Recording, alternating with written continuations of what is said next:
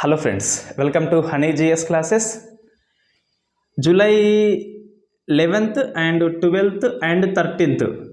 So మనకి 3 days current affairs అనేది pending ఉంది. సో ఫస్ట్ ఈ జూలై 11th అనేది very important. World population day. UNO conduct చేస్తుంది. థీమ్ ఏంటి, ఆ రిపోర్ట్ ఏంటి, population report India point of వ్యూలో ఏమని చెప్పింది, ఆ ట్రెండ్ ఎలా ఉంది, ధోరణి ఎలా ఉంది అని చెప్పేసి అధ్యయనం చేయాలి. నెక్స్ట్ మనకి ఈ ఎకనమీలో అంతర్జాతీయ వాణిజ్యం కోసం మనము ఎన్ని రోజులు డాలర్స్ వాడినాము, సో రూపాయి వాడేందుకు ఆర్బీఐ ప్రయత్నం చేస్తుంది. ఆ సిస్టమ్ ఎలా పనిచేస్తుంది, సో ఓల్డ్ సిస్టమ్ ఏంటి అంటే డాలర్స్, న్యూ సిస్టమ్ ఏంటి అంటే రూపాయిని వాడుతుంది. సో దిగుమతి చేసుకున్న మనం రూపాయలో చెల్లిస్తాము, ఎగుమతి చేసుకున్న వాళ్ళు మనకి రూపాయలో చెల్లిస్తారు. ఆ సిస్టమ్ ఎలా పనిచేస్తుంది, ఇది మనకి ప్రశ్న రాకపోవచ్చు, బట్ మనకి తెలిసి ఉండాలి. యాజ్ ఏ స్టూడెంట్గా ఎలా పనిచేస్తుందని చెప్పేసి మనకు తెలిసి ఉండాలి. ఈ ఎస్ఐ కానీ పీసీ కానీ ప్రశ్న దాదాపు రాకపోవచ్చు. ప్రశ్న వస్తే ఏమొస్తుంది అంటే రూపాయి అంతర్జాతీయ వాణిజ్యంగా ఏ దేశాల్లో అమల్లో ఉంది, వెరీ ఇంపార్టెంట్ క్వశ్చన్ అది. ఇది వార్తల్లో వచ్చినందుకు ఆ 2 పాయింట్స్ మనకు వస్తుంది. నేను ఎక్స్ప్లెయిన్ చేస్తాను సిస్టమ్ ఎలా పనిచేస్తుందని చెప్పేసి.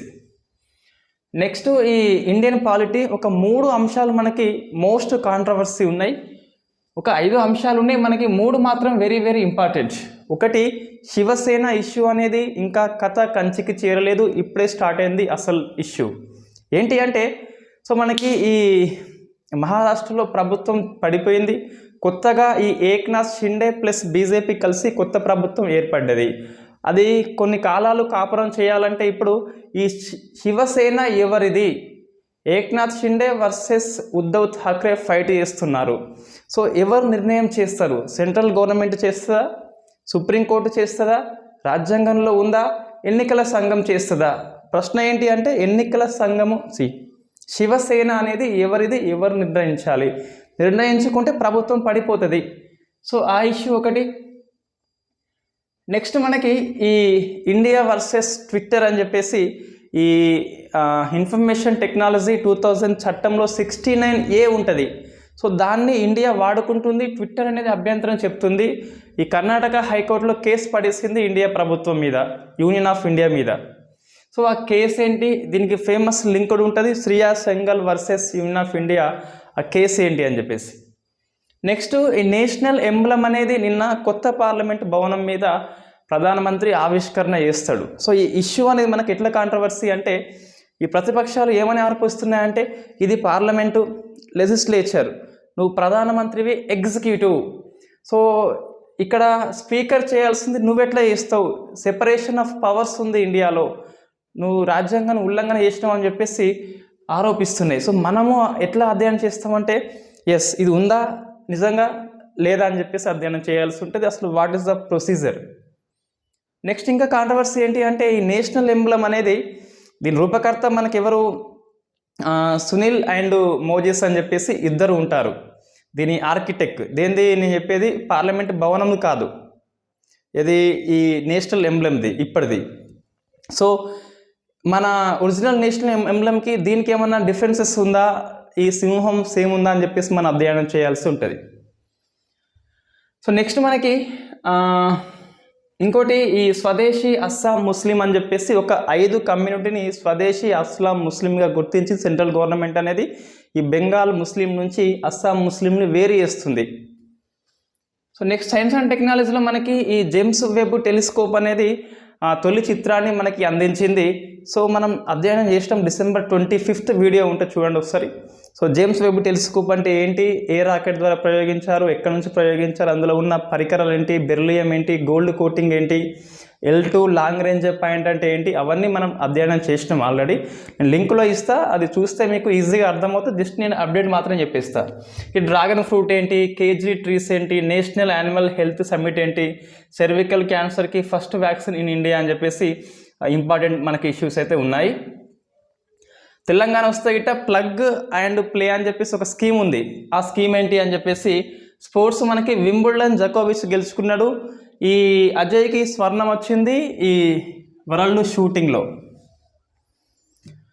రైట్, ఇప్పుడు మనం ఏం అధ్యయనం చేస్తామంటే ఫస్ట్ జూలై 11th ఏంటిది మనకి వరల్డ్ పాపులేషన్ డే. సో ఇట్లా మెల్లిగా రాస్తే కనిపిస్తుంది కానీ టైం ఎక్కువ తీసుకుంటుంది.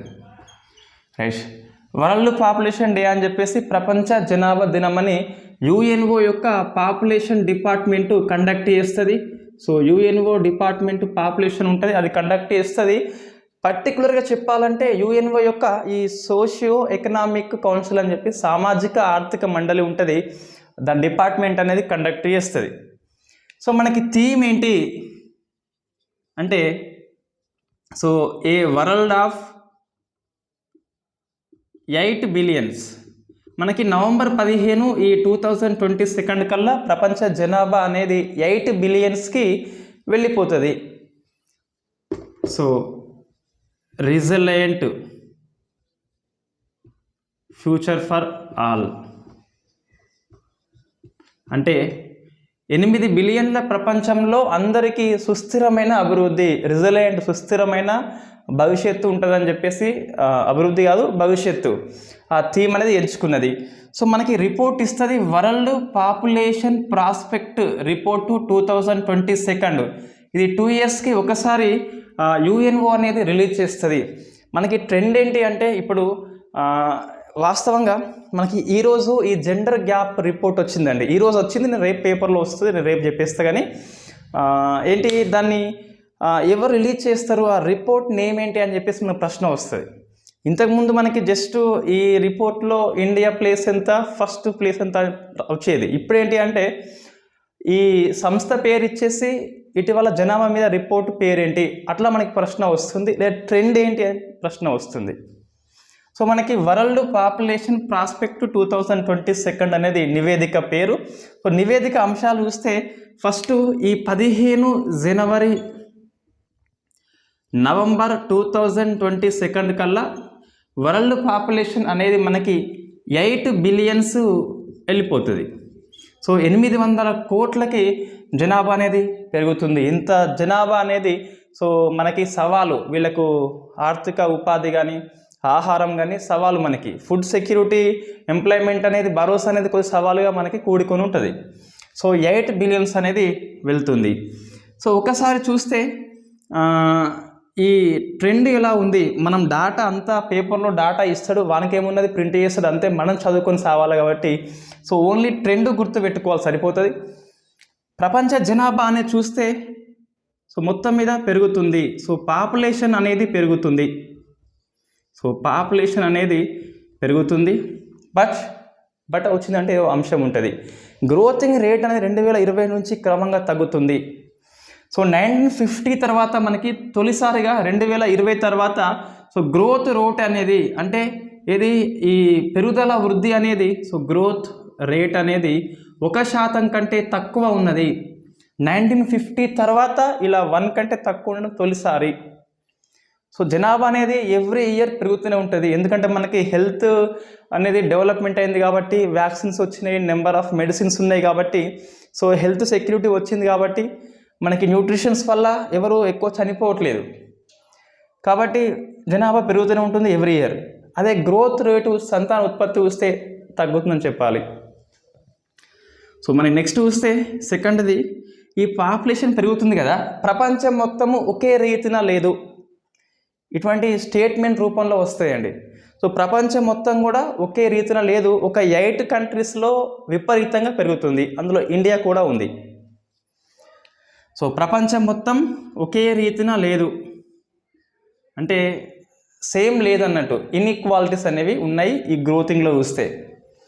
అందులో చూస్తే ఎక్కువ పెరిగేది ముఖ్యంగా ఆఫ్రికా కంట్రీలో అండి, అంటే లోయర్ డెవలప్మెంట్ కంట్రీస్ ఏవైతే ఉంటాయో సో ఆ కంట్రీస్లో జనాభా విపరీతంగా పెరుగుతుంది.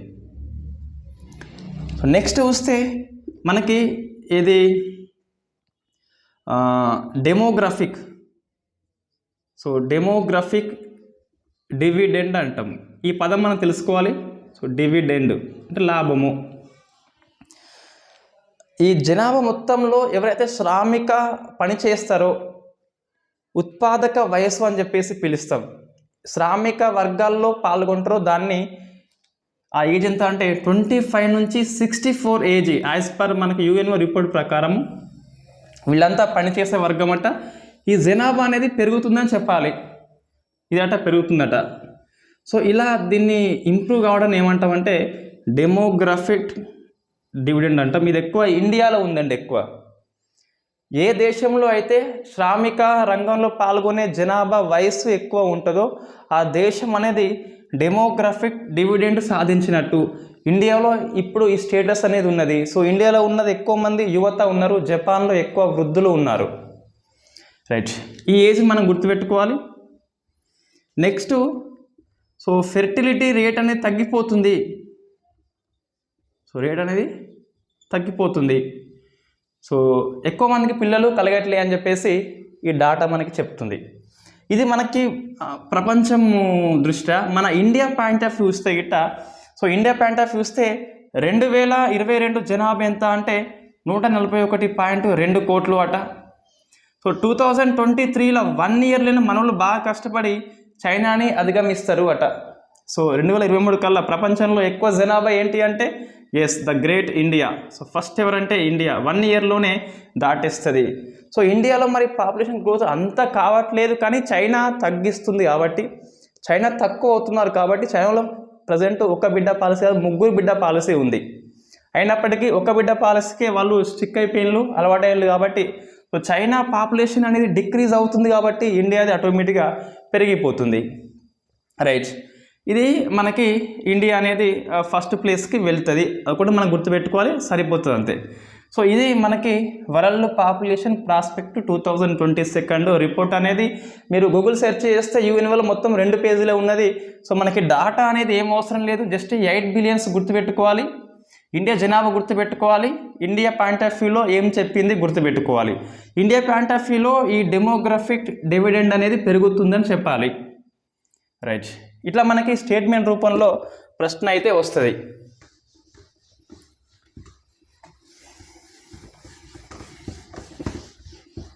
సో నెక్స్ట్ మనకి పాలిటీ అండి. సో శివసేన ఇష్యూ అనేది ఇది వార్తల్లో ఉంది. ఒక RRR సినిమా వచ్చింది, ఒక విక్రమ్ సినిమా వచ్చింది, ఒక KGF 2 సినిమా వచ్చింది, ఒక విరాట పర్వం వచ్చింది. మన సౌత్ ఇండియా సినిమాస్ అన్నీ హిట్ అనే ఫుల్.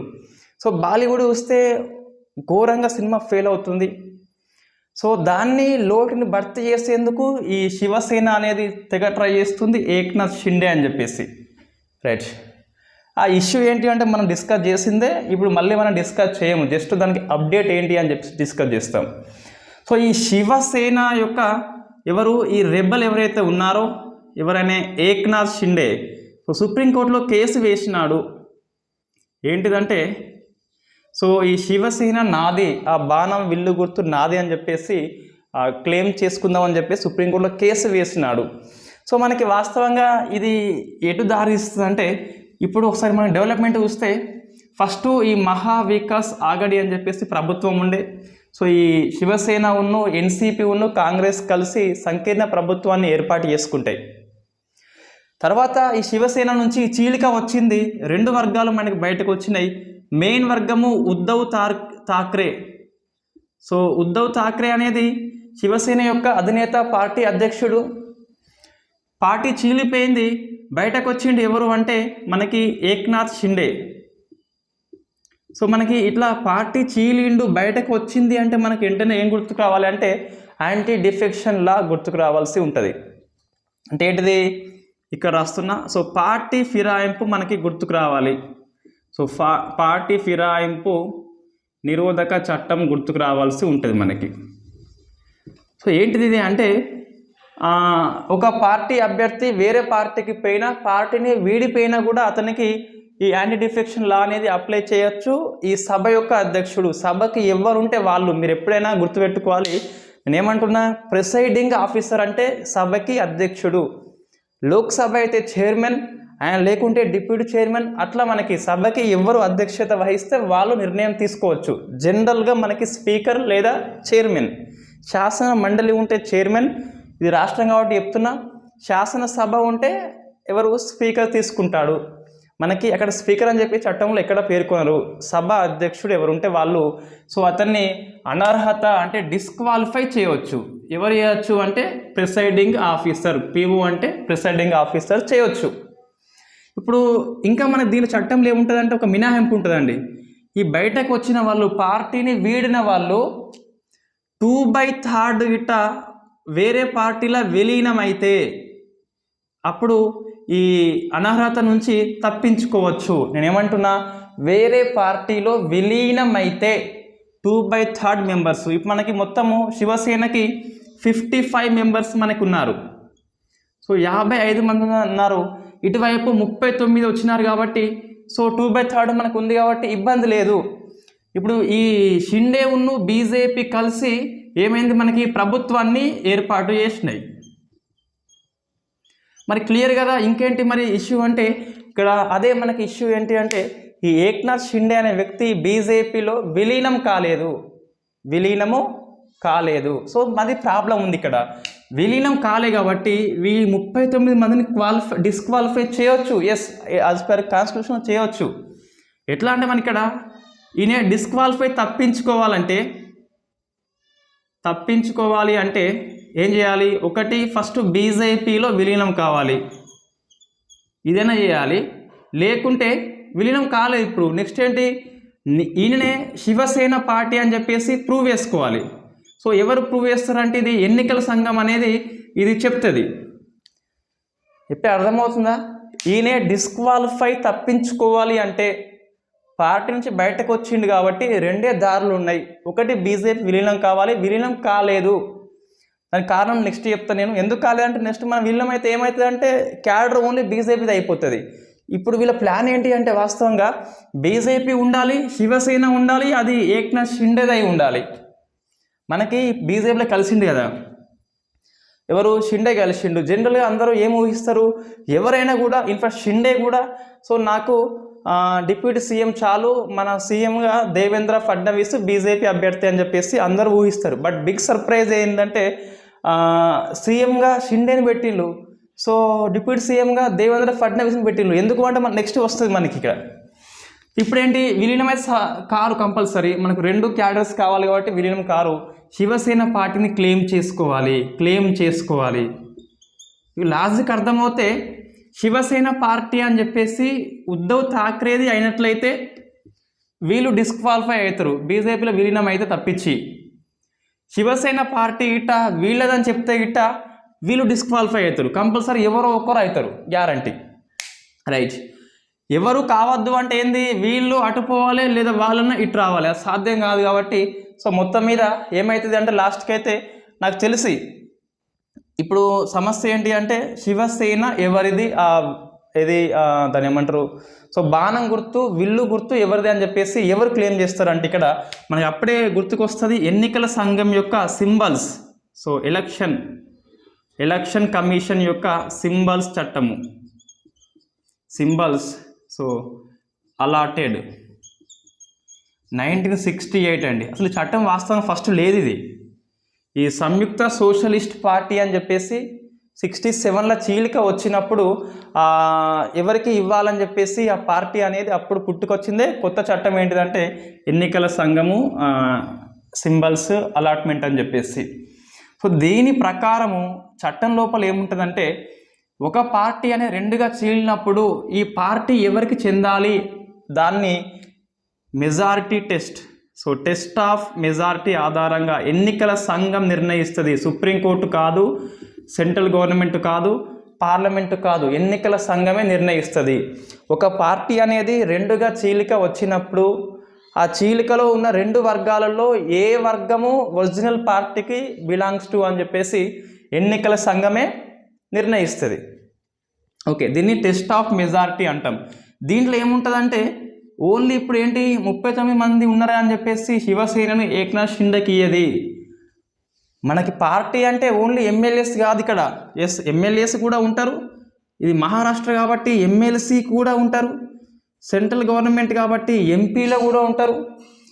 మనకి లోకల్ బాడీ ఎలక్షన్స్ ఉంటాయి కాబట్టి MPTC are there, ZPTC, ZPP, MPP, సర్పంచ్లు కూడా ఉంటారు. ఏ రాష్ట్రంలో కంపల్సరీ ఉంటారు. దీంతోపాటు శివ సైనికులు అంటే పార్టీ క్యాడర్ ఆఫీసు, పార్టీ ఆఫీసులు ఉంటాయి కదా ప్రతి డిస్టిక్లో, ప్రతి విలేజ్లో. వాళ్ళంతా కూడా సో అందరినీ కలిసి మెజారిటీ ఏంటి అని చెప్పేసి ఎన్నికల సంఘం అనేది నిర్ణయించి అంతిమంగా శివసేన అనేది ఉద్ధవ్ ఠాక్రే లేదా ఏక్నాథ్ షిండేకి కేటాయిస్తుంది. సో ఇదంతా ఎందుకు మరి వీళ్ళు దీనికి విలీనం కావచ్చు అంటే ఇక్కడ అదే మనకి ఇష్యూ ఏంటి అంటే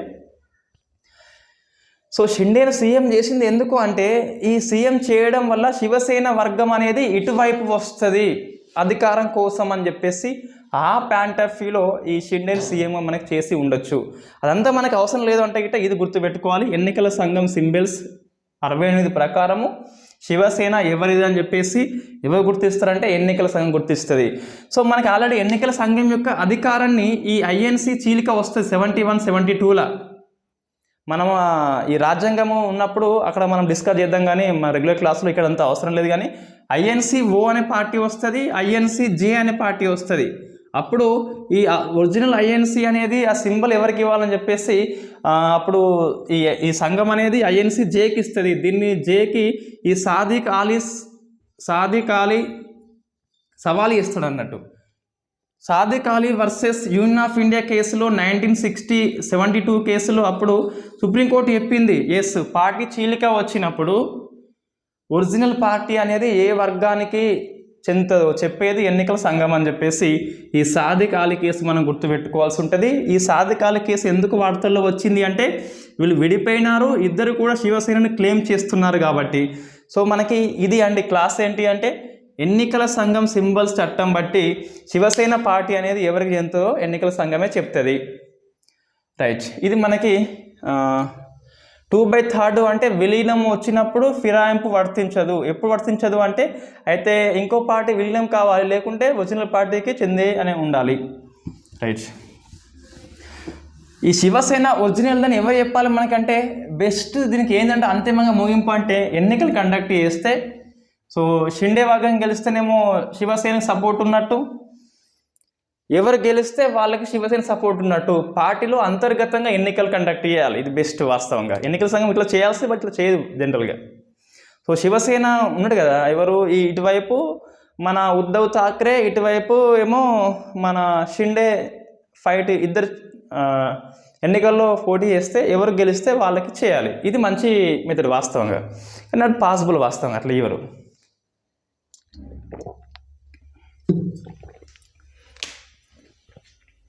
నెక్స్ట్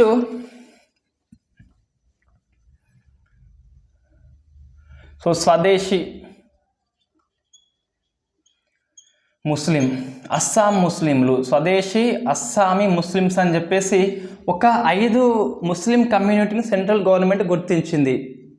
ఈ ఇష్యూ ఎందుకు వచ్చిందంటే మనకి 1971 ఇండియా పాకిస్తాన్ యుద్ధం తర్వాత, ఇండియా వర్సెస్ పాకిస్తాన్ యుద్ధం అయిన తర్వాత బంగ్లాదేశ్ మనకి ఏర్పడుతుంది. ఏర్పడ్డప్పుడు కొంతమంది ఇటువైపు మైగ్రేషన్ వస్తారు, వలస వస్తారు, దగ్గరలో ఉన్న అస్సాంకి వస్తారు, దాంతోపాటు ముస్లిం కమ్యూనిటీ వస్తుంది. అట్లా వచ్చిన వాళ్ళని మనం బెంగాలీ ముస్లిమ్స్ అంటున్నాం. సో బెంగాలీ ముస్లిమ్స్, లోకల్లో ఉన్న వాళ్ళని మనం అస్సామీ ముస్లిం అని చెప్పేసి పిలుస్తున్నాం. ప్రాబ్లం ఏడొచ్చిందంటే ఈ అస్సామీ ముస్లింలు ఎప్పటి నుంచి ధర్నా చేస్తున్నారు మాకు అస్తిత్వం కావాలని చెప్పేసి. ఈ బెంగాలీ ముస్లిం వాళ్ళు అన్నిట్లలో మమ్మల్ని డామినేషన్ చేస్తున్నారని చెప్పేసి వీళ్ళు ధర్నా చేస్తున్నారు. ఎస్, దానిలో న్యాయం కూడా ఉంది వాస్తవంగా. తెలంగాణ మనం ధర్నా చేసినాం కదా ఆల్రెడీ ఆంధ్ర ప్రాంతం నుంచి. సో కాబట్టి ఆ ప్రభుత్వం అనేది 5గురిని గుర్తించింది. ఎవరిని? స్వదేశీ అస్సామీ ముస్లిమ్స్గా గోరియా అంటాము, సో మోరియా అంటాము, జల్హీ లేదా జలుహు అంటాము, దేశీ అంటాము, సయ్యద్ అంటాము. మొత్తం మనకి 5 అస్సాం ముస్లిం అని చెప్పేసి పేర్లు అంతా గుర్తుపెట్టుకోవద్దు, చూస్తే సరిపోద్ది అంతే, గుర్తుంటాయి ఈజీగానే. రైట్, ఈ 5గురితో పాటు మిగతా వాళ్ళని ఎవరిని గుర్తించలేదు. ఇప్పుడు ఏంటి అంటే అస్సాంలో ముస్లిం కమ్యూనిటీ ఉన్నదిగా, దాన్ని 2 టైప్స్గా డివైడ్ చేసింది. ఒకటి బెంగాలీ ముస్లిము, సెకండ్ అస్సాం ముస్లిం అని చెప్పేసి.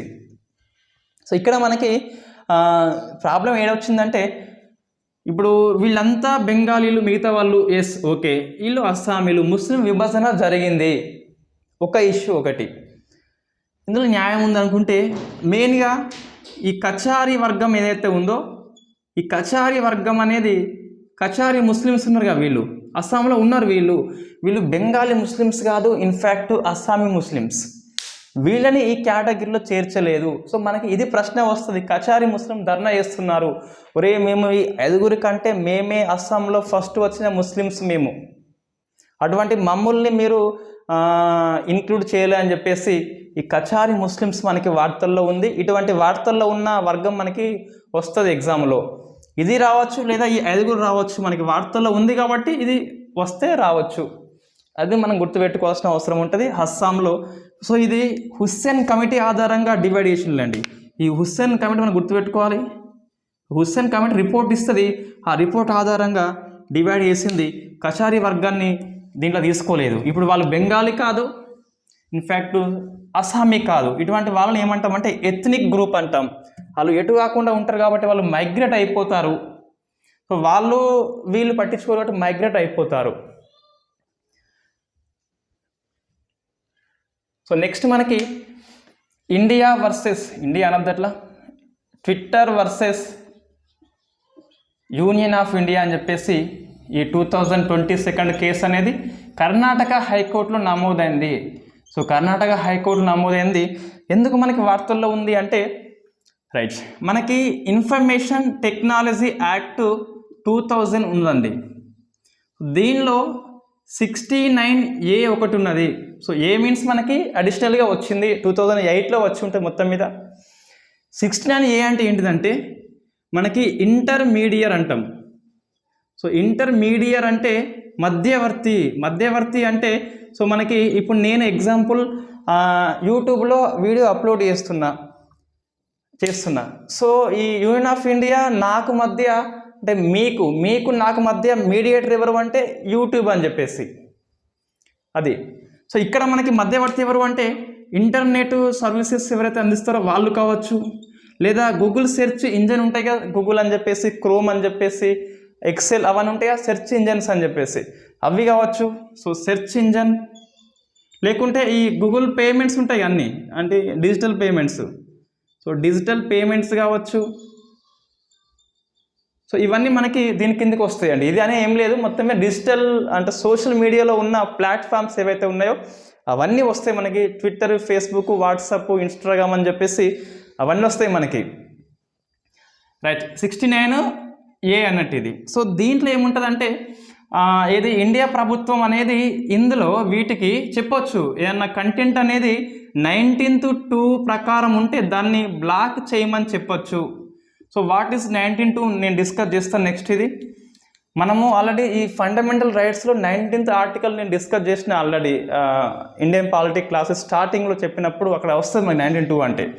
సో బ్లాక్ చేస్తుంది జనరల్గా, ఇది పబ్లిక్ ఆర్డర్, ప్రజాశాంతికి ఉల్లంఘన అయితే గిట్ట దాన్ని బ్లాక్ చేయమని చెప్పేసి వీళ్ళకి చెప్తుంది, వీళ్ళు బ్లాక్ చేయాలి. అయితే ట్విట్టర్ ఏమంటుందంటే 69A ప్రకారం నీకు బ్లాక్ చేయమనే రైట్ ఉంది, ఓకే, ఒక ఇష్యూని నీకు ఇబ్బంది కలిగేస్తే, బట్ నువ్వు ఏ బేసిస్లో అంటున్నావు నాకు చెప్పాలి కదా, రీజన్ చెప్పాలని చెప్పేసి ఆ ట్విట్టర్ అనేది కోర్టుకు అయితే వెళ్ళింది. ఇప్పుడు అంశం ఏంటి మనకంటే యూనియన్ ఆఫ్ ఇండియా అనేది ట్విట్టర్కి కొన్ని ఖాతాలు బ్లాక్ చేయమన్నది. ఎవరైతే గొంతెత్తి ప్రశ్నిస్తున్నారో వాళ్ళని బ్లాక్ చేయమన్నది. సో ట్విట్టర్ చేయాలని చెప్పేసి హైకోర్టుకి అయితే వెళ్ళింది. సో మనకి ఇది చూస్తే ఏది గుర్తుకొస్తుందంటే, సో ఐటీ చట్టంలో 66A ఉంటుందండి. సుప్రీంకోర్టు ఆల్రెడీ గట్టిగా కొట్టేసింది, చాలా గట్టిగా కొట్టేసింది. ఎట్లా అంటే దీన్ని ఈ కేసు పేరు ఫేమస్ కేసు మనం గుర్తుపెట్టుకోవాలి, Shriya Singhal versus Union of India case 2015-14 ఉంటుంది మొత్తం మీద. రైట్, ఇందులో ఏముంటుందంటే ఈ ఉద్ధవ్ థాకరే వాళ్ళ డాడీ మరణించినాక ఆ ఊరేగింపు శివయాత్ర అనేది చేస్తారు. శివయాత్ర అనద్దేమో, మొత్తం మీద ఏదో యాత్ర చేస్తారు. మొత్తం మీద యాత్ర చేసినప్పుడు ఆ రోజు బంద్ ఉంటుంది. ఒక లేడీ ప్రశ్నిస్తుంది ఎందుకు బంద్ అని చెప్పేసి. సో పోలీసు తీసుకొచ్చి ఆమె జైల్లో పడిస్తారు. శ్రియా సింఘల్ ఆమె కోర్టులో కేసు వేస్తుంది.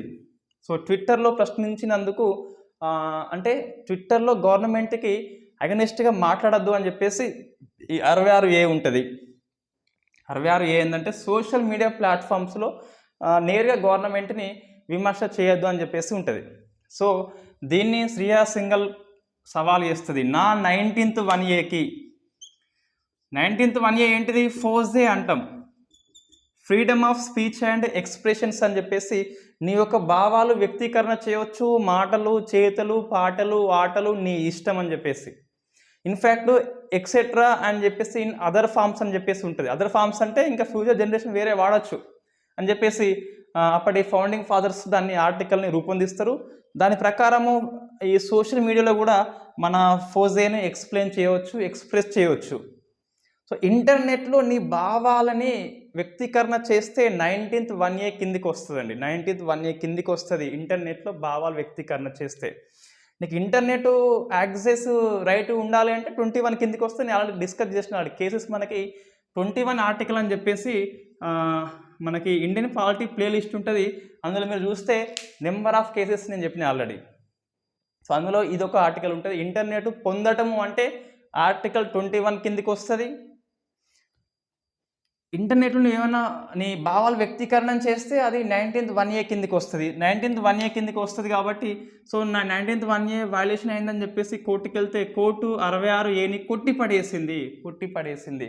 సో మనకి 66A ఎక్కడ ఉంది అంటే ఇన్ఫర్మేషన్ టెక్నాలజీ 2000 చట్టంలో ఉంది. సో ఈ చట్టం మొత్తం కొట్టేయలేదు, సుప్రీంకోర్టు కేవలం 66A కొట్టేసింది.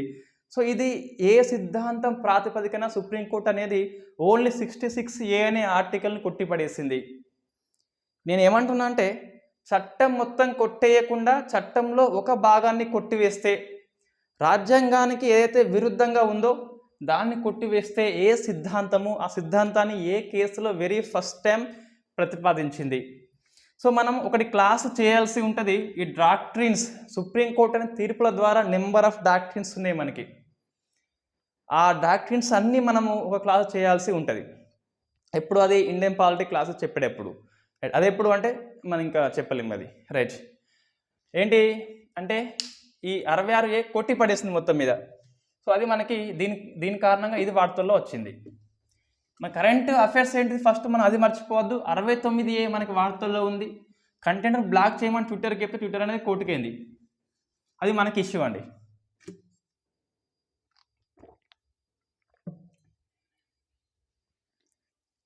సో నెక్స్ట్ నేషనల్ ఎంబ్లం, జాతీయ చిహ్నము. రైట్, ఇదేంటి అంటే పార్లమెంటు కొత్త భవనం అనేది ఆ కొత్త భవనం మీద నేషనల్ ఎంబ్లమ్ని ప్రధానమంత్రి ఆవిష్కరణ చేస్తాడు. పార్లమెంటు ముంగట మొత్తం మంత్రాలు చదివి పూజ చేస్తాడు. Right, okay. అట్లా చేయొచ్చునంటే ఏమో చేయవచ్చు మొత్తం మీద. ఇప్పుడు ఏంటి అంటే మనకు ఎందుకు వార్తల్లో ఉంది ఫస్ట్ చూస్తే ఈ నేషనల్ ఎంబ్లం మన కొన్ని కరెంట్ అఫైర్స్లో ఫస్ట్ అవి గుర్తుపెట్టుకోవాలి. మనం ఇది చెప్పి మళ్ళీ అది వదిలేయద్దు. సో ఫస్ట్ ఈ పార్లమెంట్ భవనం అనేది సెంట్రల్ వీస్టా రీడెవలప్మెంట్ ప్రాజెక్ట్ అని చెప్పేసి ఈ ప్రాజెక్ట్లో ఒక అంతర్భాగమే న్యూ పార్లమెంటు భవనం. సో న్యూ పార్లమెంటు బిల్డింగ్ అండి. ఏంటిది? సెంట్రల్ వీస్టా రీడెవలప్మెంట్ ప్రాజెక్ట్ అని చెప్పేసి దీంట్లో ప్రధానమంత్రి కార్యాలయం, ప్రధానమంత్రి నివాసము, సచివాలయము, నెక్స్ట్ న్యూ పార్లమెంటు, నెక్స్ట్ రాజ్పాత్ అని చెప్పేసి ఉంటుంది కదా. సో దాన్ని కూడా ఈ సెంట్రల్ వీస్టా లోపల అంతర్భాగంగా నిర్మిస్తున్నారు. అందులో ఒకటే ఈ కొత్త పార్లమెంట్ భవనం అని చెప్పేసి. సో దీన్ని ఈ బిడ్ అంటాం కదా. బిడ్ అంటే ఏంటిది? కొంతమంది కాంట్రాక్టు ఉన్నప్పుడు బిడ్కి పిలిస్తే సో బిడ్ గెలుచుకుంది. ఎవరు అంటే టాటా పవర్స్ వాళ్ళు, టాటా గ్రూప్ వాళ్ళు గెలుచుకున్నారు. టాటా గ్రూప్ అనేది ఈ పార్లమెంట్ భవనం అనేది ఆర్కిటెక్ట్ అనేది ఈ బైమల్ పటేల్ అని చెప్పేసి ఇతనికి ఇచ్చింది పార్లమెంట్ భవనాన్ని. ఇంకా అది మీరు మర్చిపోండి. అది నెక్స్ట్ ఏంటి అంటే ఆ నేషనల్ ఎంబ్లం అనేది ఎవరికి ఇచ్చిందంటే మనకి ఇది వార్తల్లో ఉంది కదా. పార్లమెంట్ భవనం మీద ఉంటుంది నేషనల్ ఎంబ్లం, కొత్త పార్లమెంట్ భవనం మీద ఉంటుంది ఇది. సో దీని యొక్క రూపకర్త ఎవరంటే ఆర్కిటెక్ట్ మనకి ఇద్దరు ఉన్నారు ఫేమస్, సునీల్ దవేరా. సో ఈరోజు మనకి ఇండియన్ ఎక్స్ప్రెస్ పేపర్లో ఇంటర్వ్యూ వచ్చింది, రేపు పేపర్లో వస్తుంది. రేపు పేపర్ చూడండి వస్తుంది ఇండియన్ ఎక్స్ప్రెస్ పేపర్. ఇవాళ మనకి ఈ లేటెస్ట్ న్యూస్ అని చెప్పేసి ఆన్లైన్లో వస్తుంది ఇండియన్ ఎక్స్ప్రెస్లో. అందులో ఈ సునీల్ దవేరా యొక్క ఇంటర్వ్యూ ఉన్నది. రైట్, ప్లస్ దీంతోపాటు మోజెస్ అని చెప్పేసి ఇద్దరు దీని యొక్క రూపకర్తలు అండి, ఆర్కిటెక్ట్స్. ఈ టాటా గ్రూప్ అనేది వీళ్ళని నియమించుకున్నది నేషనల్ ఎంబ్లెమ్ అని చెప్పేసి. రైట్. ఇది మన కరెంట్ అఫైర్స్ వస్తే రావచ్చు, ఎవరు రూపకర్త అని చెప్పేసి రావచ్చు. ఇప్పుడేంటి అంటే మనకి సో 2 అంశాలు మన కరెంట్ అఫైర్స్లో అధ్యయనం చేసినాం కదా. ఇప్పుడు కాంట్రవర్సీ ఏంటి అంటే సో ఫస్ట్ చూస్తే సో ఏంటిదంటే ఇప్పుడు ఇది పార్లమెంట్ భవనం కదా. సో పార్లమెంట్ భవనం మీద మనకి ఇట్లా ఉన్నది ఎంబ్లెమ్ అనేది. సో ఇది ఏంటిదంటే లెజిస్లేచర్ అండి ఫస్ట్ ఇది. సో లెజిస్లేచర్ అంటే శాసనసభ, శాసనం అనేది తయారు చేస్తుంది, మేకింగ్ చేస్తుంది కాబట్టి ఇట్లా పిలుస్తాం. రైట్. ఇటు ఎవరు మనకు మీద దాన్ని ఆవిష్కరణ చేసిందంటే ప్రధానమంత్రి. It is a part of the executive. So executive అన్నట్టు. సో ఇది ఒక ఇష్యూ ఏంటి అంటే పార్లమెంట్ భవనం మీద, లెజిస్లేచర్ మీద ఎగ్జిక్యూటివ్ అయినా నువ్వు ఆవిష్కరణ చేయడం ఏంటి? ఇది మన స్పీకర్ లేడా ఓం బిర్లా అని చెప్పేసి, అతనితో ఎందుకు చేయించలేదు? ఒకటి ఫస్ట్దండి. అంటే మన ఇండియాలో సెపరేషన్ ఆఫ్ పవర్స్ ఉంది. అంటే ఈ మూడింటి మధ్య గీత గీసింది లెజిస్లేచర్, ఎగ్జిక్యూటివ్ అండ్ జ్యుడిషియరీ. ఇటువైపు పోవద్దు అని చెప్పేసి నువ్వు ఇటువైపు ఎందుకు వెళ్ళినవు అని ఒకటి. Yes, he is the MP in primarily. First అయితే MP, next PM. Okay, right. ఒకటి. నెక్స్ట్ ఇదేంటిది పార్లమెంట్ భవనము అంటే ఏంది? 543 ఎంపీస్ ఉంటారు, ఎవరికి ఆహ్వానం ఇవ్వలేదు అని చెప్పేసి మనకి ఆరోపణలు ఉన్నాయి. సో ఒక వ్యక్తి కార్యక్రమం కాదు పార్లమెంటు అంటే, అధికార పక్షము ప్రతిపక్షం కాదు, మెంబర్ ఆఫ్ ఎవరు ఉంటే అందరూ ఉండొచ్చు, అందరి సమక్షంలో చేస్తే బాగుండని చెప్పేసి ఒకటైతే ఉన్నది. రైట్. దీన్ని మనం సమర్థిస్తామా లేదా అనేది మన పర్సనల్ వ్యూ మనకు ఉంటుంది. ఇక్కడ నేను అది ఇష్యూ మాత్రమే చెప్తున్నా. సో మనం ఏం అధ్యయనం చేయాలి అంటే ఇది అసలు ఎట్లా వచ్చింది కాన్సెప్ట్ అనేది చూస్తే గిట్ట ఇక్కడ స్పీకర్ ఎందుకు చేయాలంటే ఇక్కడ చూస్తే సో ఫస్ట్ మనకి ఇది పార్లమెంట్ అండి. ఇది పార్లమెంటు 2 సభలు ఉంటాయి, లోక్సభ ఉంటుంది అండ్ రాజ్యసభ కూడా ఉంటుంది. రైట్. మనము ఈ లోక్సభ మెంబర్స్ ఉంటారు కదా, సభ్యులని మనమే ఎన్నుకుంటాం, నేరుగా ఓటు వేసి ఎన్నుకుంటాము. సో ఓటు వేసి డైరెక్ట్ మనమే, సో ప్రజలు సమ్ ఎక్స్ అని చెప్పేసి ఓటు వేసి ఎన్నుకుంటాం. కాబట్టి లోక్సభకి ఎక్కువ పవర్స్ ఉంటాయి, డైరెక్ట్ ఎలక్షన్స్. ఇదేంటిది ఎమ్మెల్యే ఎన్నుకుంటారు కాబట్టి, మనం ఎన్నుకున్న ఎమ్మెల్యేలు ఎన్నుకుంటారు కాబట్టి ఇండైరెక్ట్ గ్యాప్ వస్తుంది కాబట్టి తక్కువ రైట్స్ ఉంటాయి. ఇది మనకి బై బర్త్ చూసినా లోక్సభనే ఎక్కువ అధికారాలు ఉంటాయి. అంటే ఎట్లా పుట్టిందంటే ఇది డైరెక్ట్ ఎన్నిక ద్వారా పుట్టింది అంటే ఎంపీలు అక్కడికి వచ్చినారు. సో బై బర్త్ కూడా మనకు లోక్సభకి ఎక్కువ పవర్స్ ఉన్నాయి. నెక్స్ట్ ఏంటంటే ఫంక్షనింగ్లో చూస్తే గిట్ట లోక్సభకి ఎక్కువ రైట్స్ ఉంటాయి. మనకి ఆర్థిక బిల్లు విషయంలో ఎక్కువ రైట్స్ ఉంటాయి. ఈ ఉమ్మడి సభల సంయుక్త మీటింగ్ పెట్టినప్పుడు మనకి సాధారణ బిల్లు విషయంలో చూస్తే లోక్సభ స్పీకరే దీనికి చైర్మన్గా ఉంటాడు. అట్లా చూసినా లోక్సభకి ఎక్కువ అధికారాలు ఉంటాయి మనకి. సో ఫంక్షనింగ్లో by birth and by functioning రెండిట్లో మనకి లోక్సభకి ఎక్కువ రైట్స్ ఉన్నాయి. రైట్స్. ఓకే, ఇటువంటి లోక్సభ ఎక్కువ రైట్స్ ఉన్నాయి కదా, లోక్సభకి హెడ్ ఎవరు అంటే ఎవరు, ఈ సభని ఎవరు కండక్ట్ చేస్తారు అంటే chairman, Lok Sabha chairman that is Om Birla. ఇప్పుడు ఓం బిర్లా చేస్తాడు. నువ్వు ప్రధానమంత్రి, నేను దేశానికి ప్రధానమంత్రి అన్న కూడా ఎస్, నువ్వు ప్రధానమంత్రి అయినప్పటికీ స్పీకర్కి లోబడే ఉండాలి యాజ్ పర్ ఇన్నర్ హౌస్. ఆ సభ లోపల ఉన్నంత వరకు సభకి హెడ్ మాత్రం చైర్మనే. ప్రధానమంత్రి అయినా కూడా అధ్యక్ష అని చెప్పేసి అంటే తప్పించి ఇంకా వేరే పెట్టి మాట్లాడాడు. సో ఈయన లేవమంటే లేవాలి, కూర్చోమంటే కూర్చోవాలి, మాట్లాడంటే మాట్లాడాలి, స్విచ్ ఆన్ చేస్తే మాట్లాడాలి, ఆఫ్ చేస్తే బంద్ చేయాలి, అంతే. రైట్. అటువంటి ఈయనే ఇది లెజిస్లేచర్ కదా, శాసనసభ కదా, ఆల్రెడీ ఓం బిర్లా పక్క పంటి ఇట్లా ఉన్నాడు కదా, అట్లా ఉన్నవాన్ని ఈ ఆవిష్కరణ చేయిస్తా అయిపో అని చెప్పేసి. సో మనం అయితే దీన్ని ఇట్లా విశ్లేషణ చేస్తున్నాం మనం. సో లోక్సభకి హెడ్, పార్లమెంట్కి ఇండైరెక్ట్గా హెడ్, మళ్ళీ పార్లమెంట్కి హెడ్ అని చెప్పేసి అనొద్దు, ఇండైరెక్ట్గా చెప్తున్నాయి. మామూలుగా సబ్జెక్ట్ని జనరల్గా చెప్పడం వేరు, పర్టికులర్గా సబ్జెక్ట్ చెప్పడం వేరు. ఇట్లా లోక్సభ అన్నప్పుడు పార్లమెంట్ వస్తుంది ఆటోమేటిక్గా, పార్లమెంట్కి హెడ్ కదా, హెడ్ ఉన్నప్పుడు నువ్వెందుకు అని చెప్పేసి. ఇది మనం ఎట్లా చూస్తామంటే ఈ మనం పిఎం సపోర్ట్ చేయాలంటే దీన్ని ఏమనాలంటే మీ వాట్సాప్ ఫ్యాక్టరీ ఉంటే గిట్ట అప్పుడు మెసేజ్ కొట్టుకోండి దాంట్లో. సో ఇది సభ లోపల పెద్ద చైర్మన్, సభ బయట కదా, పార్లమెంట్ బయట కదా, పిఎంఏ పెద్ద. అట్లా సపోర్ట్ చేసుకోవచ్చు మనం. లేకుంటే ఇటువైపు సపోర్ట్ చేద్దామంటే గిట్ట ఎస్, లోక్సభ పెద్ద సభ, ఎక్కువ అధికారాలు ఉంటాయి, అటువంటి సభకి హెడ్ చైర్మన్ ఆయన చేయాలని చెప్పేసి ఇటువైపు మనం వాదన చేయవచ్చు. సో సబ్జెక్ట్ మనం నేర్చుకోవాలంటే 2 వాదనలు చేయవచ్చు మనం. సో ఫస్ట్ ఇష్యూ మనకు అయిపోయిందండి. ఫస్ట్ ఇష్యూ ఏంటిదంటే సో లెజిస్లేచర్ చేయాల్సింది ఎగ్జిక్యూటివ్ చేసిండు. సో సెకండ్ ఇష్యూ ఏంటి అంటే ఈ నేషనల్ ఎంబ్లమ్ అనేది ఒరిజినల్ ఎంబ్లమ్తో పోలిస్తే సింహాలట కొద్దిగా ఎక్కువ గర్జిస్తున్నాయట కొత్త ఎంబ్లంలో. సో మనకి ఈ వాస్తవంగా 6.5 మీటర్స్ ఎత్తు అండి. ఇది కొత్త ఎంబ్లం చూస్తే 6.5 మీటర్స్ ఎత్తున్నది. సో మనకి మొత్తం ఇది బ్రాంజు అంటే కాంసంతో చేసిండ్రు. సో అట్లా పెద్దగా చేసినప్పుడు ఇప్పుడు నీ ఫోటో తీసినావు సెల్లా పెద్దగా చేసినావు అనుకో, పెద్దగా చేస్తే కొంచెం నువ్వు వేరే కనిపిస్తావు కొద్దిగా. ఇది సేమ్ అంతే, ఈ ఎంబ్లమ్ని పెద్దగా చేస్తే సింహం కొద్దిగా క్లారిటీగా అనిపిస్తుంది కాబట్టి అట్లా వేరే అనిపిస్తుంది తప్పించి పెద్ద వేరే అయితే లేదు. నేను ఇంటర్వ్యూ చదివిన మొత్తం విన్నది సునీల్ దావేరేది. ఆయనకు ఆర్కిటెక్ట్ నియామకం చేసినప్పుడు ఎట్లా ఉందో అట్లా చేయమన్నాడు, ఈయన అట్లా చేసిండు. కాకుంటే పెద్దగా వచ్చింది అంతే, అది అంతే తప్పించి అది శాంతంగా ఉందని కాదు, ఇది ఉగ్రరూపంగా ఉందని అసలే కాదు. రైట్, ఇది మనకి వార్తల్లో ఉన్న ఒక కాంట్రవర్సీ ఇష్యూ. రైట్,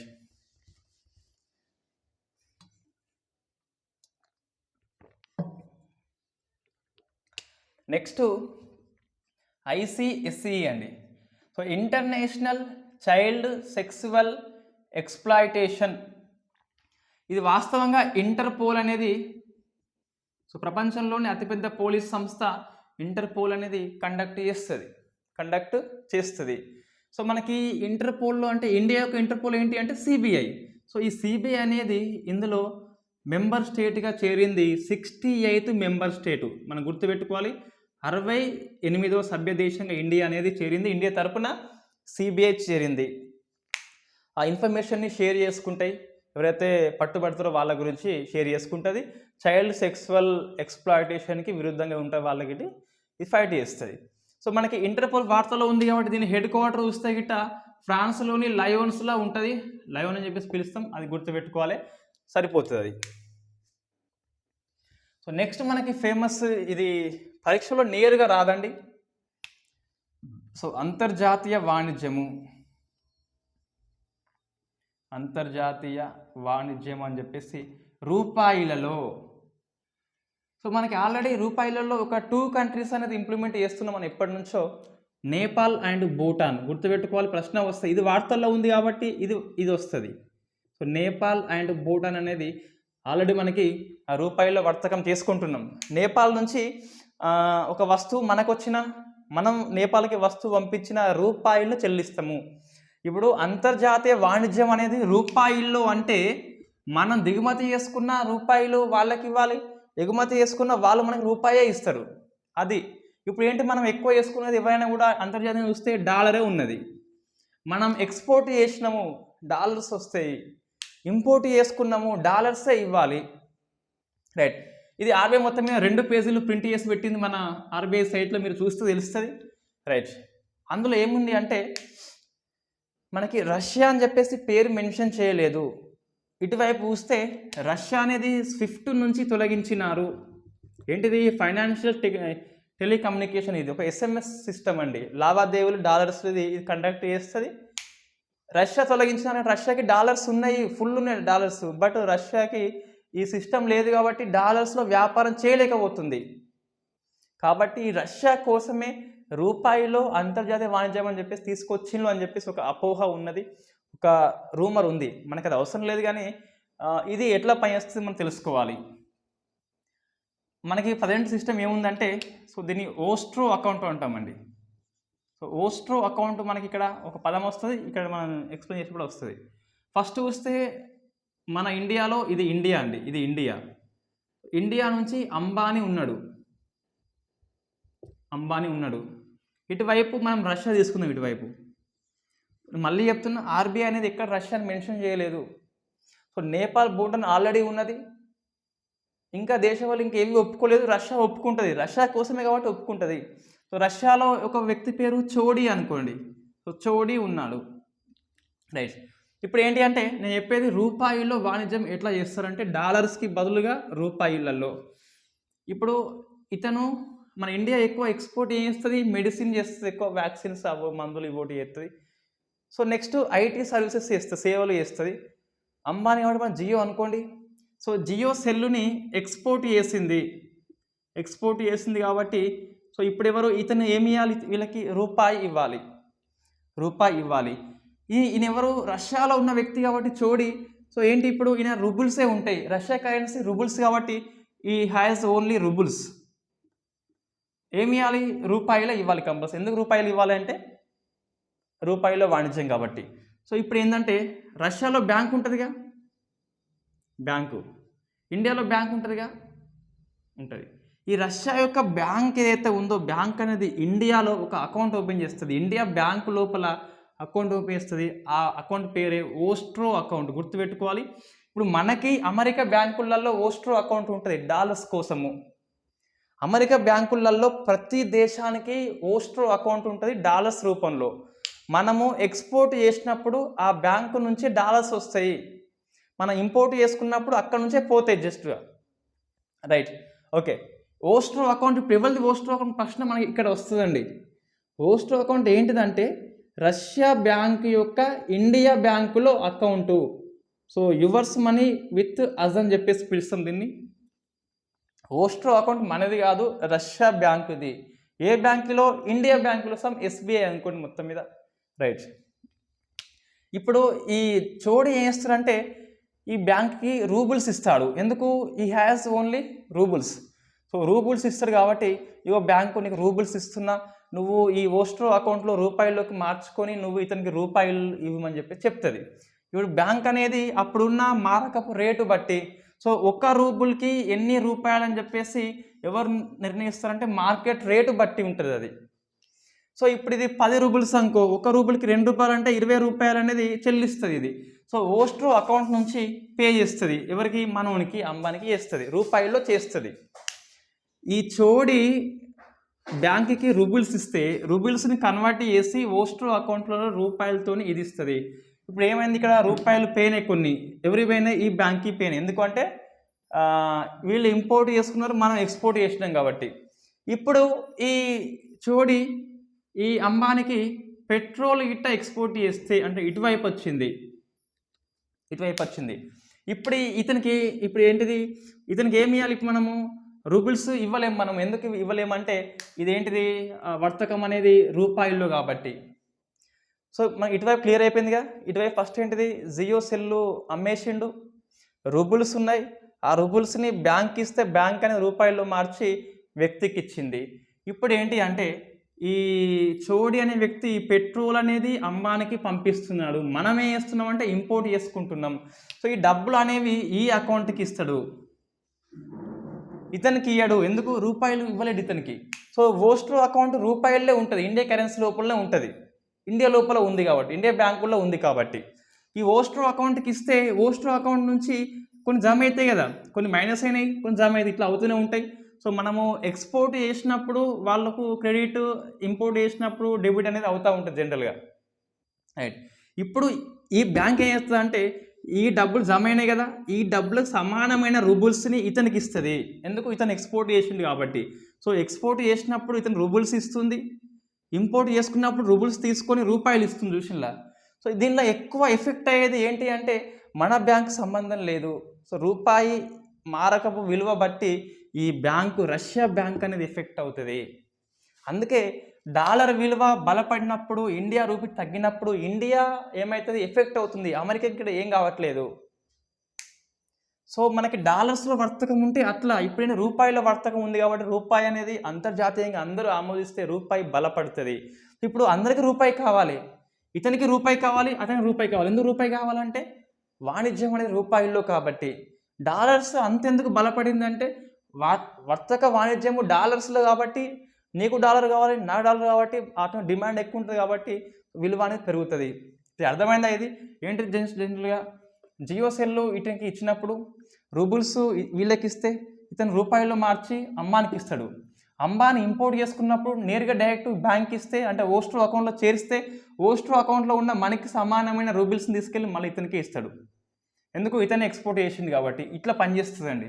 సో ఈ రూపాయి విలువ అనేది ఇట్లా చేస్తే కొద్దిగా మనకి లాభం ఏంటి అంటే డాలర్స్ అవసరం మనకి రాదు ఒకటి. సో మనకి విదేశీ మారక ద్రవ్యం అనేది మనకి స్థిరంగా ఉంటుంది, నిల్వ ఎక్కువ ఉంటుంది.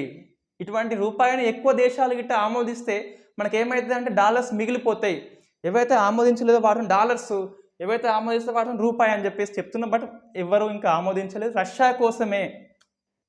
ఎస్, మనకి ఇండియా పాయింట్ వస్తే ఇది మంచి లాభమే అని చెప్పుకోవచ్చు మనం. సో రూపాయి విలువ తగ్గుద్దా అంటే దీని గురించి మనం ఏం చెప్పలేము ఇప్పుడే. ఇంకా ఇది స్టార్టింగ్లో ఉంది, ఇంకా ఇంప్లిమెంట్ చేయలేదు కూడా. ఓన్లీ నేపాల్, భూటాన్లో మాత్రమే ఉన్నది. కొన్ని సమస్యలు ఉన్నాయండి. రష్యాతో మనం ఇటువంటి వ్యాపారం చేసుకుంటే ఇప్పుడు నేపాల్, భూటాన్ వేరు, మనం ఎక్స్పోర్ట్ చేస్తున్నాం కాబట్టి పెద్ద ఇబ్బంది లేదు. ఇక్కడ వాస్తవంగా మనం ఎక్స్పోర్ట్ తక్కువ ఉంటుంది, రష్యాది మొత్తం ఎక్కువ ఉంటుంది. రష్యాది ఎక్కువ ఉంటే ఏమవుతుందంటే ఈ ఓస్ట్రో అకౌంట్ మొత్తం నిండిపోతుంది, ఇక ఫుల్ అయిపోతుంది ఇది ఓస్ట్రో అకౌంట్ అనేది. ఓస్ట్రో అకౌంట్ ఎక్కువ కావాలంటే ఏం చేయాలంటే రష్యా మనకి ఎక్స్పోర్ట్ చేయాలి. సో మనం డబ్బులు రూపాయల్లో ఇస్తాం కదా, ఎందుకు రూపాయల వాణిజ్యం కాబట్టి అన్ని ఓస్ట్రో అకౌంట్ జమ అవుతూ ఉంటాయి. ఇక్కడ నుంచి ఎప్పుడు పోతాయి అంటే మనం ఏమన్నా ఎక్స్పోర్ట్ చేస్తే అప్పుడు ఇవి పోతాయి, మనం చెల్లిస్తాం కాబట్టి. సో మనం ఎక్స్పోర్ట్ చేస్తే పోతుంది, వాళ్ళు ఎక్స్పోర్ట్ చేస్తే జమ అవుతాయి. సో అది కొద్దిగా ఇష్యూ ఉన్నది. ఇటువంటి వ్యాపారం అనేది రెండు సమభుజ దేశాల మధ్య ఉంటే మంచిగా ఉంటుంది తప్పించి రష్యాతో కొద్దిగా ఇబ్బంది ఏమో అవుతుందేమో. ఇది అండి, ఇది ఇట్లా పనిచేస్తుంది. ఓస్ట్రో అకౌంట్ అంటే మనము దేనితోనైతే ఒప్పందం చేసుకుంటున్నామో ఆ ఒప్పంద బ్యాంక్ యొక్క అకౌంట్ పేరే ఓస్ట్రో అకౌంట్. రైట్. వాస్తవంగా ఎస్ఐ కానీ పీసీ కానీ గ్రూప్ కానీ రాస్తే ఇదంతా అవసరం లేదు. జస్ట్ ఏం అవసరం, నేపాల్, భూటాన్ ఉన్నది, ఇప్పుడు రూపాయి అనేది ఇట్లా చేసిందని చెప్పి అది ఒక్కటి చాలు అంతే. ఇంత అవసరం అంటే సబ్జెక్ట్ నేర్చుకోవాలి. కొన్నిసార్లు మార్క్సే కాదు, ఎంతసేపు మార్కుల వెంట ఎప్పుడు పరిగెత్తొద్దు. సబ్జెక్ట్ వస్తే మార్క్స్ ఆటోమేటిక్ అవే వస్తుంది. రైట్. నెక్స్ట్ మనకి సైన్స్ అండ్ టెక్నాలజీ చూస్తే ఇక అన్ని ఫ్యాక్ట్స్ బిట్సే ఉన్నాయండి. ఫస్ట్ ఒకటి చూస్తే ఇట్లా ఇప్పుడు ఢిల్లీ నుంచి ముంబైకి సో ఫస్ట్ ఇది electric highway. So electric highway అని చెప్పేసి మనకు ఈ ఎలక్ట్రిక్ రైల్వే లైన్ మనకు ఉన్నది ఆల్రెడీ. ఇటీవల కొంకణ్ రైల్వే అనేది 100% ఎలక్ట్రిఫికేషన్ పూర్తి చేసుకున్నది ఇటీవల.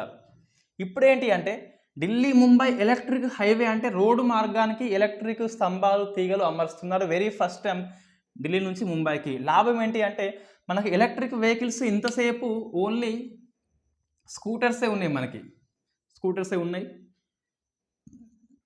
లారీలు కానీ బస్సులు కానీ హెవీ వెహికల్స్ లేవు. ఎందుకు లేవు అంటే ఆ ఛార్జింగ్ పెట్టుకోవాలి, 100 మంది ఎక్కితే ఛార్జింగ్ తొందరగా డౌన్ అయిపోతుంది.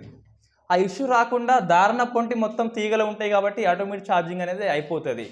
అటువంటి ఏర్పాటు చేస్తున్నారు ఇండియాలో. లాభం ఏంటి అంటే పెట్రోల్, మనకి డీజిల్ అనేది అవసరం లేదు, మనం ఇంపోర్ట్స్ చేసుకుంటున్నాం కాబట్టి మనకి ఇంపోర్ట్స్ బిల్లు అనేది మిగిలిపోతుంది, కార్బన్ ఎమిషన్స్ రాదు. సో మనకి పర్యావరణ కాలుష్యం కూడా మనకి రాకుండా ఉంటుంది.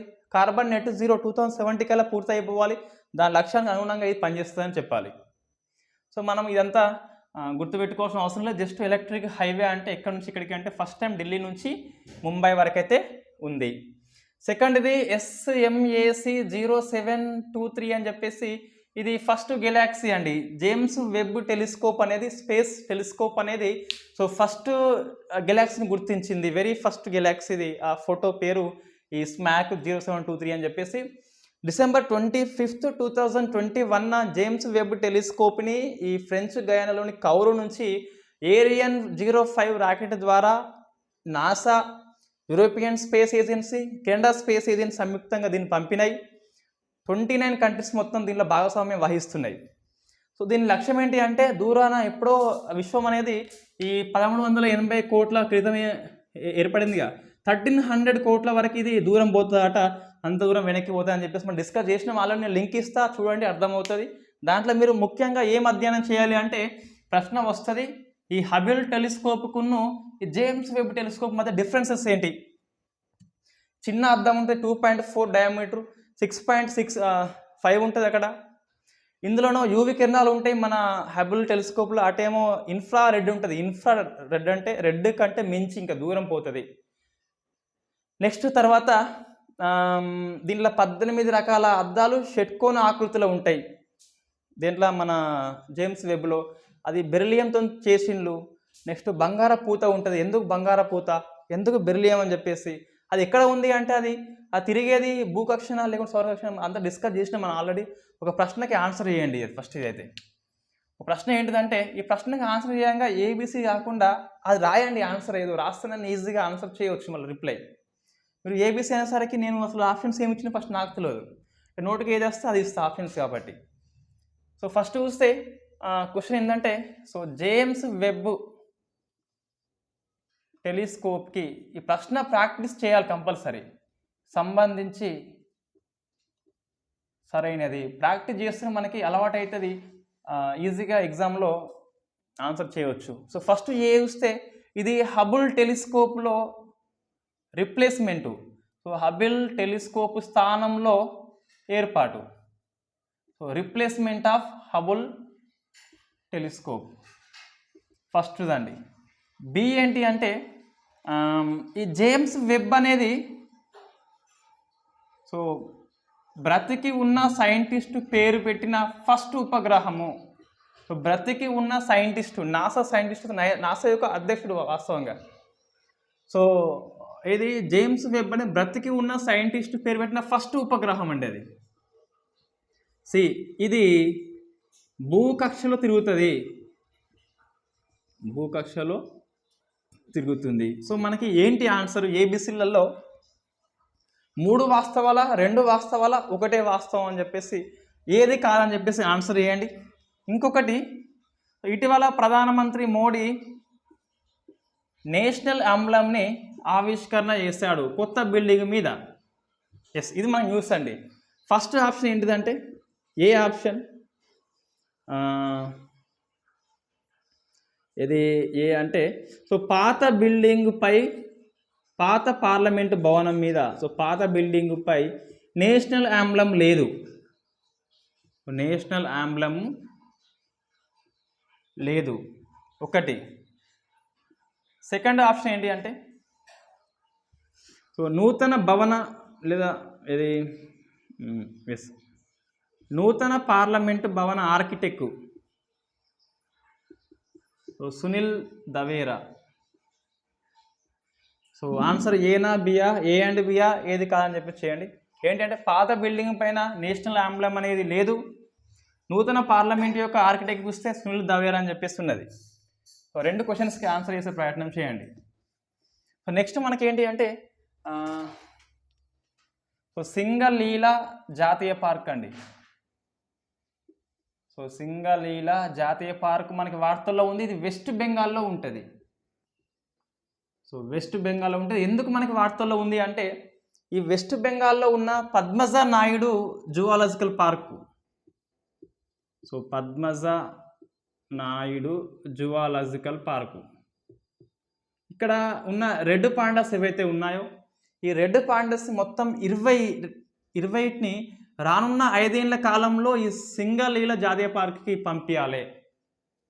సో మనకి రెడ్ పాండా అనే జంతువు వార్తల్లో ఉంది, సింగలీలా పార్క్ అనేది వార్తల్లో ఉంది. సో ఈ రెడ్ పాండా అనేది ఏ రాష్ట్రం యొక్క జంతువు అని చెప్పేసి వస్తుంది? సో సిక్కిం రాష్ట్రం యొక్క జంతువు, సిక్కిం రాష్ట్రం యొక్క జంతువే ఈ రెడ్ పాండా అని చెప్పేసి పిలుస్తాం. మనకి పద్మజ నాయుడు అంటే ఏం గుర్తుకొస్తుంది అంటే ఈ సరోజిని నాయుడు యొక్క బిడ్డ ఆమె, వాళ్ళ బెంగాల్ వాస్తవంగా. బట్ మనకి నార్మల్కి కింద వస్తాడు అఘోర్నాథ్ చటోపాధ్యాయ, ఫస్ట్ నైజాం కాలేజ్కి ఫస్ట్ ప్రిన్సిపల్ 1887లో. ఈ చందా రైల్వే స్కీమ్ అని చెప్పేసి అతనే దానికి నాంది చేశారు. మన నిజాం రాజ్యంలో ఫస్ట్ చైతన్య ఉద్యమం ఏంటిదంటే చందా రైల్వే స్కీమ్ అని చెప్పేసి మనం డిస్కస్ చేస్తాం రానున్న కాలంలో తెలంగాణ చరిత్రలో. రైట్, ఇది మనకి వార్తల్లో ఉంది అండి. Next dragon fruit.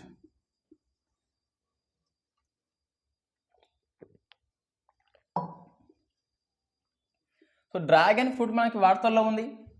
దీన్ని ఇండియన్ ప్రభుత్వం అనేది, సెంట్రల్ గవర్నమెంట్ అనేది సూపర్ ఫ్రూట్గా అనౌన్స్మెంట్ చేసింది. సో సూపర్ మ్యాన్ కాదు, ఇది సూపర్ ఫ్రూట్ అట. ఎందుకంటే దాని యొక్క న్యూట్రిషనల్ బెనిఫిట్స్ బట్టి అలా దాన్ని అనౌన్స్మెంట్ చేసింది. సో మనకి వార్తల్లో ఉన్న ఒక పండు అనండి అది. రైట్, ఇది చూస్తే గిట్ట ఇండియాలో ఎక్కువ మిజోరం పండిస్తుంది. సో మిజోరం పండిస్తుంది. మిజోరం అంటే ఏంతేగా, మిజోతేగా, ఎటు పోయింది? త్రిపురకి పోయింది, గుర్తుపెట్టుకోవాలి.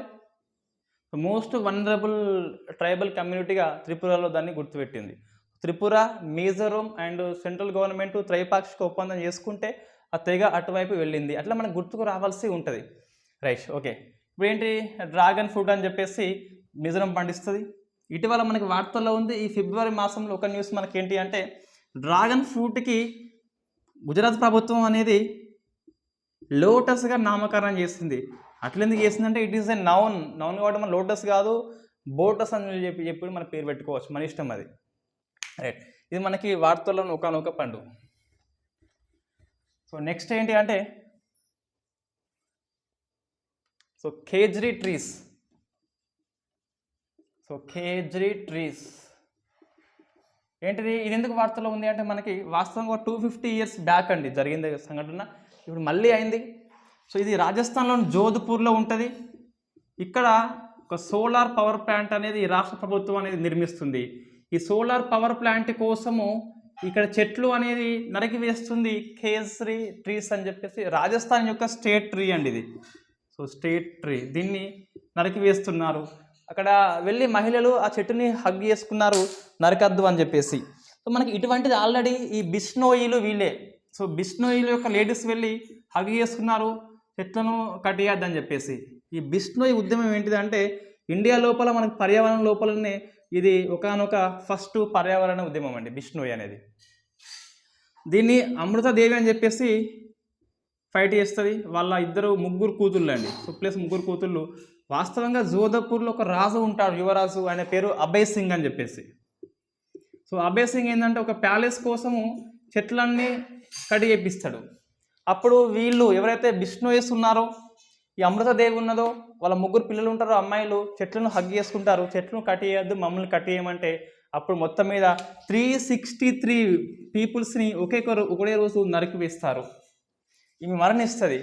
పాపం రాజుకు తెలుస్తుంది, వెంటనే వచ్చి తీవ్రంగా ఏడుస్తాడు. అప్పుడే ఈ కేజ్రీ ట్రీని రాజస్థాన్ యొక్క రాష్ట్రము ట్రీగా అనౌన్స్మెంట్ చేస్తాడు. రైట్, అది మళ్ళీ ఇప్పుడు జరిగింది కూడా మన వార్తల్లో ఉంది, మనం గుర్తుపెట్టుకోవాల్సిన అవసరం ఉంటుంది. బిష్నోయి తెగ వార్తల్లో ఉంది, జోధ్పూర్లో ఉంటుంది. ఈ అమృతదేవి అనేది ఫస్ట్ మన పర్యావరణ ఉద్యమకురాలు.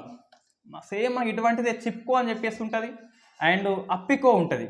చిప్కో ఉత్తరాఖండ్ అయితే అప్పికో అనేది కర్ణాటకలో ఉంటుంది. నెక్స్ట్ ఇండియాలో very first time animal health summit జరిగిందండి. యానిమల్ హెల్త్ సమ్మిట్ ఎక్కడ అంటే ఢిల్లీలో. సరిపోయింది, ఇంకా అంతేం లేదు. అంటే జంతు ఆరోగ్యం కోసం వెరీ ఫస్ట్ టైం సమ్మిట్ ఢిల్లీలో. Next cervical cancer vaccine. ఇదేంటిదంటే మనకు గర్భాశయ వ్యాక్సిన్ కోసము, క్యాన్సర్ వ్యాక్సిన్ కోసం అనేది సీరం ఇన్స్టిట్యూషన్ ఆఫ్ ఇండియా ఒక వ్యాక్సిన్ రూపొందిస్తుంది. సీరం ఇన్స్టిట్యూట్ రూపొందిస్తే మన drug control general of India అనేది ఆమోదించింది. వెరీ ఫస్ట్ టైం ఒక స్వదేశీ వ్యాక్సిన్ అనేది గర్భాశయ క్యాన్సర్ కోసం వచ్చింది. కాబట్టి మనం గుర్తుపెట్టుకోవాలి. ఏ సంస్థ అంటే సీరం, మనం డిస్కస్ చేసినాం ఆల్రెడీ. ఏ రకమైన కరోనా వ్యాక్సిన్ అంటే కోవిషీల్డ్ అని చెప్పి సీరం ఇన్స్టిట్యూషన్ ఆఫ్ ఇండియా అనేది తయారు చేసింది ఆక్స్ఫర్డ్ ఆస్ట్రాజెనెకా సహాయంతో. రైట్, వీకెండ్ అడినో వైరస్ అది. నెక్స్ట్ తెలంగాణ ప్రభుత్వం అనేది ఈ ఎంఎస్ఎంఈ కోసము ఎవరైతే మైక్రో స్మాల్ మీడియం ఎంటర్ప్రైజెస్ ఉన్నారో, అంటే చిన్న సూక్ష్మ రంగ పరిశ్రమల వాళ్ళు ఉన్నారో, వాళ్ళ కోసము ఈ ఫ్యాబ్రిక్తోని ఆర్సీసీతోని కొన్ని రేకులని, ఒక రేకుల షెడ్ అని ఏర్పాటు చేస్తుంది పారిశ్రామిక వాడలో. ఇది హైదరాబాద్లో ఏర్పాటు చేసింది. అంటే వీళ్ళు వచ్చి ఓన్లీ ప్లగ్ పెట్టి and plug and play scheme అంటాం అదే. అంటే వాళ్ళు వచ్చి ఇల్లు కట్టుకోకుండా ఒక పరిశ్రమకి ఏమేమి అవసరమో అన్నీ పొందుపరిచి పెట్టింది. జస్ట్ వీళ్ళు వచ్చి ప్లగ్ పెట్టేసి ఇక కంప్యూటర్ స్టార్ట్ చేసుకోవచ్చు. ప్లగ్ అండ్ ప్లే స్కీమ్ అనేది తొలిసారిగా హైదరాబాద్లో ఏర్పాటు చేస్తుంది. ఎవరు అంటే తెలంగాణ స్టేటు ఇండస్ట్రీస్ ఇన్ఫ్రాస్ట్రక్చర్ సెంటర్, తెలంగాణ రాష్ట్ర పారిశ్రామిక మౌలిక సదుపాయాల సంస్థ అనేది దీన్ని ఏర్పాటు చేస్తుంది. ప్లస్ ఇది ప్లగ్ అండ్ ప్లే అని చెప్పేసి. ఇల్లు కట్టి ఉంటుంది, అన్నీ జస్ట్ ఉంటాయి. జస్ట్ నువ్వు వెళ్ళి కంప్యూటర్ పెట్టి ఆ స్టార్టప్ కంపెనీ తయారు చేసుకోవాల్సిందే, అంటే రన్ చేయాల్సిందే. అదే ప్లగ్ అండ్ ప్లే స్కీమ్ అని చెప్పేసి. Very very important. దేశంలో వెరీ ఫస్ట్ టైం ఇటువంటిది. ఇక్కడ ఇండస్ట్రీస్ కోసం ప్లేస్ ఇవ్వడం కాదు, మొత్తం ఇల్లే కట్టిస్తున్నాడు వాడు, KTR. Right, next world cup షూటింగ్లో మన అర్జున్కి అవార్డు వచ్చిందండి. Very first time gold award వచ్చింది. సో 10 meters ఎయిర్ రైఫిల్లో గోల్డ్ వచ్చింది. ఈ అర్జున్కి ఫస్ట్ అవార్డు. ఇది గుర్తుపెట్టుకోవాలి, సరిపోతుంది. ఇది జరిగేది ఎక్కడంటే దక్షిణ కొరియాలో జరుగుతుందండి. నెక్స్ట్ ఈ వింబుల్డన్. మనకి టెన్నిస్లో ఫేమస్ ఉంటుంది. గెలుచుకుంది ఎవరంటే జకోవిచ్ అండి. సో జకోవిచ్ గెలుచుకున్నాడు. ఇతను ఇక్కడ సెర్బియా. ఎవరి మీద అంటే కొరియాస్ మీద. సో కొరియాస్ మీద ఎవరినే ఆస్ట్రేలియా. మనకి ఇది మొత్తమే 21 అండి. ఇది వచ్చిన గ్రాండ్ స్లామ్ చూస్తే 21 వచ్చింది. అత్యధికంగా చూస్తే మనకి ఇటీవల ఫ్రెంచ్ ఓపెన్ గెలుచుకున్నది నాదల్. సో ఇతనిది స్పెయిన్ 22, ఇతనిది 22, 21. మన గ్రేట్ రోజర్ ఫెడరర్ వచ్చి అతని 20 ఉన్నాయి అతనిది. రైట్. మేబీ నాదల్ యొక్క ఏజ్, జకోవిచ్ ఏజ్ చూస్తే ఈ ఆల్ టైమ్ గ్రేట్గా ఉండేది ఎప్పటికైనా జకోవిచ్. ఇంకొక 4-5 గెలిస్తే గెలవచ్చు దాదాపుగా. ఈ ఆస్ట్రేలియా వాస్తవం ఇతనికే వచ్చేది, కానీ ఇతను కరోనా వ్యాక్సిన్ వేసుకోలేదు కాబట్టి సో ఆస్ట్రేలియా ఓపెన్ మనోడ గెలుచుకున్నాడు. ఫ్రెంచ్ ఓపెన్ మనోడ గెలిచిండు ఈజీగా. రైట్. ఇది మనకి జకోవిచ్. మహిళా కుస్తీ గిట్ట మనం డిస్కస్ చేసినాం ఆల్రెడీ. ఎవరు రిబాకినా అని చెప్పేసి ఉంటుంది అనుకుంటా. సో రిబాకినా ఈమె ఎక్కడ అంటే కజకిస్తాన్లో. ఈమె గెలిచింది ఎవరి మీద అంటే ఈ జుబైర్ మీద. ఈమె ఎక్కడ అంటే ట్యునీషియా. ఇది మహిళా అండ్ పురుషుల యొక్క వింబుల్డన్. ఇది మనకి July 11th and 12th and 13th current affairs. ఆ 2 క్వశ్చన్స్కు ఆన్సర్ చేసే ప్రయత్నం అయితే చేయండి. ఈ ఎస్ఐపిసి వాళ్ళు ఇంకా కొన్ని రోజులు ఎగ్జామ్స్ కరెంట్ అఫైర్స్ చదవాల్సి ఉంటుంది. సో జూలై 20 వరకు ఎనఫ్ అండి. ఎవరు అడిగిన మళ్ళీ 20 ఎప్పుడు ఎగ్జామ్ ఆగస్ట్ 7th అంటే ఎంత రోజులు అంటే ఈ 11 అవి 7. సో 20 days ముందు ఆపేయాలి. ఇక మన పేపర్లో అట ఈనాడులో అట 1 week వరకు చదవాలట. అంతా 1 week ముందట ఏం అవసరం లేదు. 20 days సరిపోతుంది, ఇంకా 1 month సరిపోతుంది బ్యాక్ వాస్తవం. ఇప్పుడు అసలు ఆపేయాలి, కానీ సరే ఎందుకన్నా మంచిది ఇంకొక 1 week సరిపోతుంది. రైట్. ఈ 20 అయినాక మళ్ళీ చెప్తున్న కరెంట్ అఫైర్స్ ఎట్లా ప్రిపేర్ కావాలంటే ఇంకా అదే, దానికి వేరే సొల్యూషన్ లేదు. ఏం చేయాలంటే జనవరి నుంచి కరెంట్ అఫైర్స్ నాకు నోట్స్ ఉన్నాయి కాబట్టి ఏం చేస్తారంటే, సో ఫస్ట్ కొన్ని వైట్ పేపర్స్ తీసుకొని ఇప్పుడు ఏంటిది ఈ స్పోర్ట్స్కి ఒక పేజ్ పెడితే నా స్పోర్ట్స్ మొత్తంలో 2 pages కంటే ఎక్కువ రాదు. అట్లా ఇప్పుడు సైన్స్ అండ్ టెక్నాలజీ ఉన్నది, వ్యాక్సిన్స్ అని చెప్పిన, ఇప్పుడు సెర్వికల్ క్యాన్సర్ వ్యాక్సిన్ అని ఒక పేజ్ పెట్టుకోవాలి అంతే.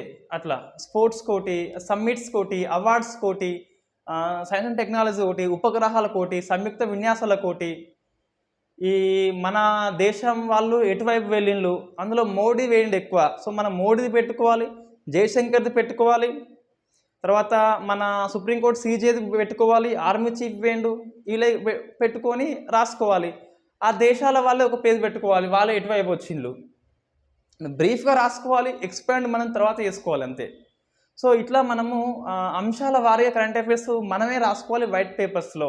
ఎవరు మనకు తయారు చేసి ఇవ్వరు. మనం రాస్తే ఏమవుతుంది అంటే మనకు రాయడం వల్ల గుర్తుంటుంది ఎక్కువ. 4 ఆప్షన్స్ వస్తే ఈజీగా నువ్వు గుర్తుపడతావు. ఎవరో రాసిస్తే ఆయనకే వచ్చే మార్కులు మనకి ఇప్పుడు వస్తుంది అని చెప్పేసి. సో కరెంట్ అఫైర్స్ నోట్స్, ఈ రివిజన్ నోట్స్ మాత్రము మనమే చేసుకోవాలి. మనం చేస్తేనే ప్రతిఫలం ఉంటుంది. మీరు ఎట్లా 1.5 hours చూస్తున్నారు కదా, చదువుతుంది కదా కరెంట్ అఫైర్స్ అనేది. 1.5 hours చదువుతుందంటే సో 1.5 hourలో 20 days అనేది ఈజీగా సరిపోతుంది. రైట్. ఒక క్లాస్ ఇద్దాం మనం ఎట్లా చదవాలని చెప్పేసి. Thank you very much.